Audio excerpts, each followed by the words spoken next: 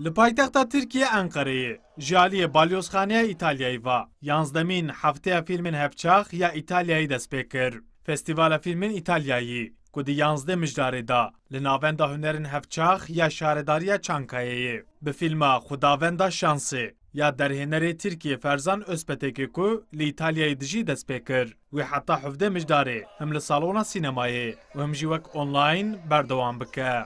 Dario Sabionyê şêwirmendê çand û çapemeniyê ya Balyozxaneya İtalî ku di heman demî da organîzatorê festîvalê ye jî dibêje. Li gel şert û mercên neyînî yên pandemiyê jî ew xwastine kevneşopiya xwe ya 10 salan bidomînin.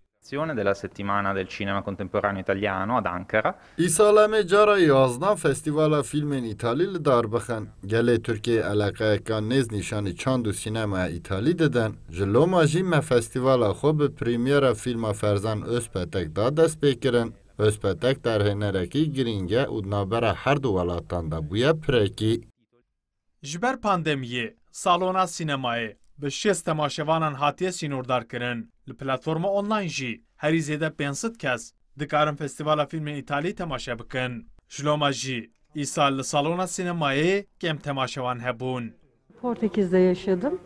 Dolayısıyla orada çok İtalyan arkadaşım. Ez çend salan li Portekîzê jiyam û gelek hevalên min yên İtalî çêbûn. Bi rastî çanda wan tişbeheya me û mirovên xwîngir min.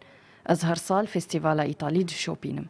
Li gor min di nav sînemaya Ewropayê de cihê sînemaya İtalî cuda ye û xwediyê taybetmendî ye. Li Enqereyê di 11mîn Festîvala Fîlmên Hevçax ya İtalyayê da bi giştî wê 7 fîlmên İtalî ku di nav 2 salên dawî de hatine kişandin bi jêrenivîsa Tirkî û İngilîzî wê li salona sînemayê ya navenda hunerên hevçax baweyeke belaş bêne nîşandan.